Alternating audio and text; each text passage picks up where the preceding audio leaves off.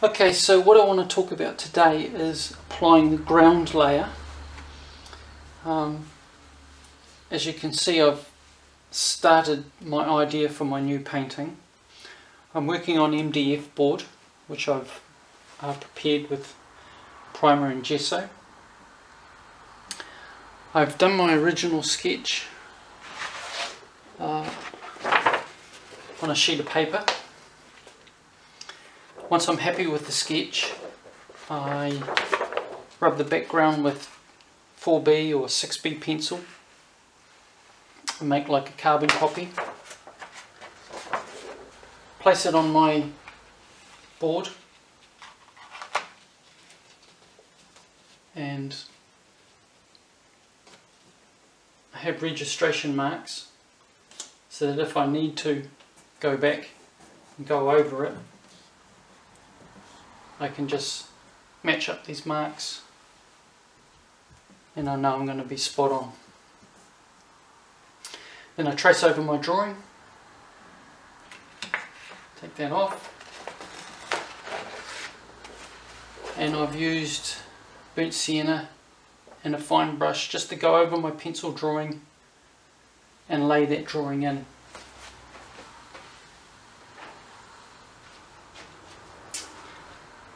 So once I'm happy with the way I've sketched out and the general composition, you can see I've made some changes. I give that about 3 days to dry, and then I apply what's called the ground coat, or what I call the ground coat. Why I do this is because this is a book on Gainsborough.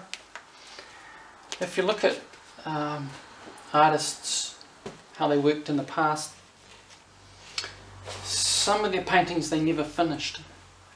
And they're good paintings to study because you can see how they worked and what their processes were.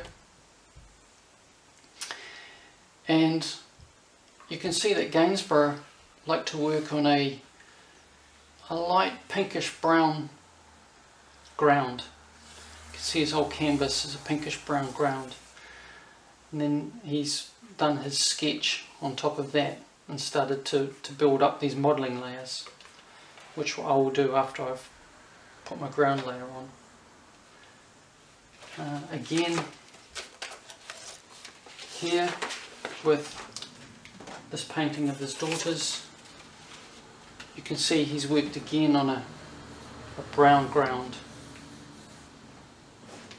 And you see there's a cat that's been sketched in there that's never been finished, never been painted. So he's just worked on their faces and he's just basically left the rest unfinished. But these are good paintings to study, like I say, because you can see how the artist worked and you can take examples from that and try it yourself. The ground I like to work on is called Indian red, or some manufacturers might call it Venetian red, red oxide. Is it there? What I do is, remember, this is dried for about 3 or 4 days. Just put some of that on your palette. I use a clean rag which I dip in my mineral terps.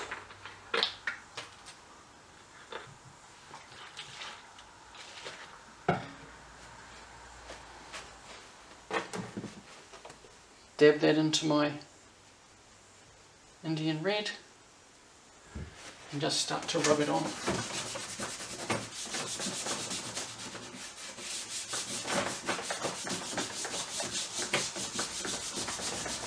So you can see why you want to allow your picture to dry,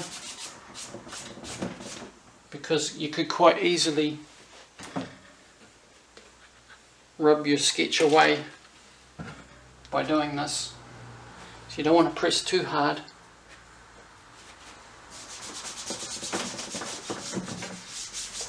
I don't worry about it getting a nice even coat. I'm a bit softer over places like the figure and a bit darker where my painting is going to be darker.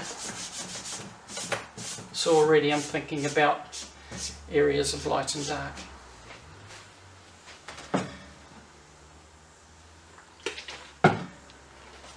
This is a very quick layer, but necessary.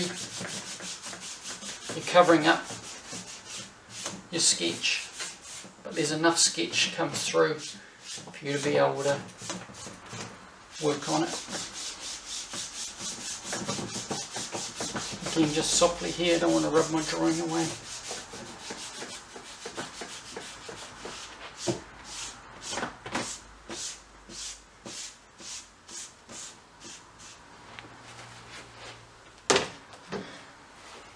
Just turn this up.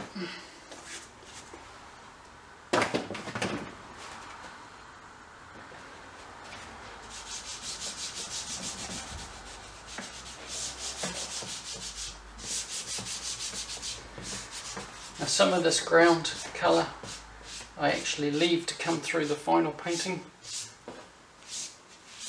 and it kind of unifies the whole painting by doing that. Okay, so there you go. Just quickly, don't press too hard, don't want to rub off your sketch. Just make sure you're reasonably happy with how it's been applied.